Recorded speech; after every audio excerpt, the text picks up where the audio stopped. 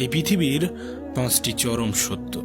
Number 1, মা বাবার মতো কেউ ভালোবাসে না। 2, গরিবের কোনো বন্ধু হয় না। 3, সম্মান তারাই পায় যাদের টাকা আছে।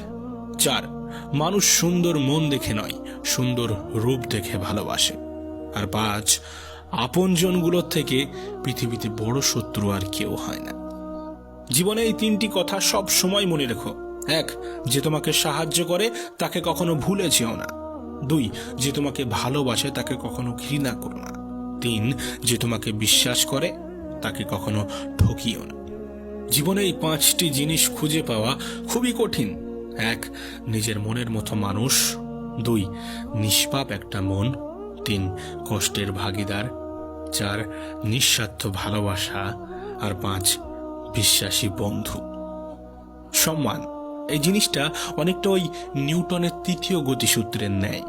কাউকে দিলে অবশ্যই ফিরে পাবে। বেশি চালাক মানুষদের সমস্যা একটাই, তারা সব বোঝে, কিন্তু তুমি যে তার চালাকি বোঝো সেটা সে বোঝে না। সুখে থাকার মাত্র 2টি পদ্ধতি। 1, পরিস্থিতিকে বদলে দাও। 2, পরিস্থিতিকে বুঝে নিজেকে বদলে নাও। কিছু ভুল মানুষকে অনেক কিছু শিখিয়ে দেয়, কিছু কষ্ট মানুষকে পাথর করে দেয়, কিছু অভিমান মানুষকে অপর করে দেয়, আর কিছু বাস্তবতা মানুষকে অনেক বদলে দেয়। মনে রেখো, নিজের জন্য একটু স্বার্থপর হওয়া ভালো, কারণ নিজের ভালো অন্য কেউ নয়, নিজেকেই বুঝতে হবে। হে মানুষ, জীবনে বড় হও কিন্তু কাউকে ছোট করে নয়। জীবনে হাসো কিন্তু কাউকে কাঁদিয়ে নয়। জীবনে জয়ী হও কিন্তু কাউকে ঠকিয়ে নয়। জীবনে সুখী হও কিন্তু কাউকে কষ্ট দিয়ে নয়।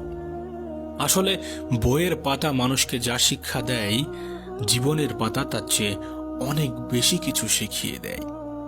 কারোর উপর রাগ করে থাকাটা মানে নিজে বিষ খেয়ে অন্যের মরার আশা করে থাকা, অন্যের মৃত্যুর আশা করে থাকা। হ্যাঁ, ক্ষতিটা তোমারই হবে। দেখো, যে খারাপ ব্যবহার তুমি আজ কারোর সাথে করবে, 5 বছর পরে হলেও ঘুরে ফিরে সেই ব্যবহার তোমার কাছেই ফিরে আসবে। তাই সতর্ক হও, নিজেকে সংশোধন করো, নিজেকে বদলে ফেলো। মনে রেখো, শুধুমাত্র সুখে থাকাটাই নিজের জীবনের চরম সার্থকতা নয়, কাউকে সুখে রাখতে পারাটাই আসল জীবনের চরম সার্থকতা। দেখবে, মানুষ অন্যের দোষ দেখলে বিচারপতি হয়ে যায়, আর নিজের দোষ ঢাকার জন্য উকিল হয়ে যায়। স্বার্থের এই পৃথিবীতে ভালো খারাপ বলে কিছু হয় না। তুমি যার মন রাখতে পারবে তার কাছে তুমি ভালো, আর যার মন রাখতে পারবে না তার কাছে তুমি খারাপ। এটাই বাস্তবতা। কারণ নোংরা ভাষার উপরে তুমি যদি নোংরা কথা বলো, কৃতিত্ব কিন্তু তারই, যে তোমার মতো শিক্ষিত মানুষকেও তার স্তরে নামিয়ে আনতে পেরেছে। যদি কখনো এমন পরিস্থিতি আসে হৃদয় এবং মস্তিষ্কের মধ্যে দ্বন্দ্ব লাগে, তখন তুমি হৃদয়কেই গ্রহণ করো। কারণ বুদ্ধিমান মানুষের থেকে হৃদয়বান মানুষেরা অনেক শ্রেয়। বুদ্ধিমান বুদ্ধি দিয়ে ভালোও করতে পারে, আবার খারাপও করতে পারে, কিন্তু একজন হৃদয়বান সে কেবল ভালোই করবে। দেখো, রাস্তার সব কুকুরকে যদি তুমি এখন ঢিল মারতে চাও, তাহলে তুমি তোমার গন্তব্যে পৌঁছাতে পারবে না।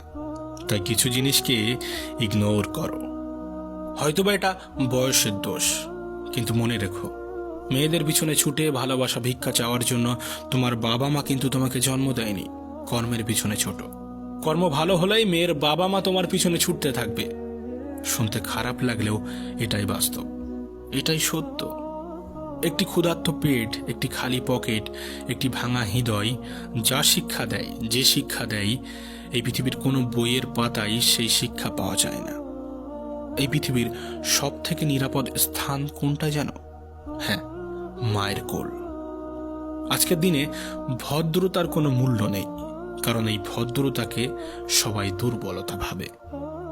যুগটা এমন হয়ে গিয়েছে, আজকের দিনে মানুষ সত্যবাদীকে বলে বোকা, আর মিথ্যাবাদীকে বলে বুদ্ধিমান। আমাদের জীবনে পুরনো বন্ধুগুলো সোনা, হয়তোবা নতুন বন্ধুগুলো হিরে।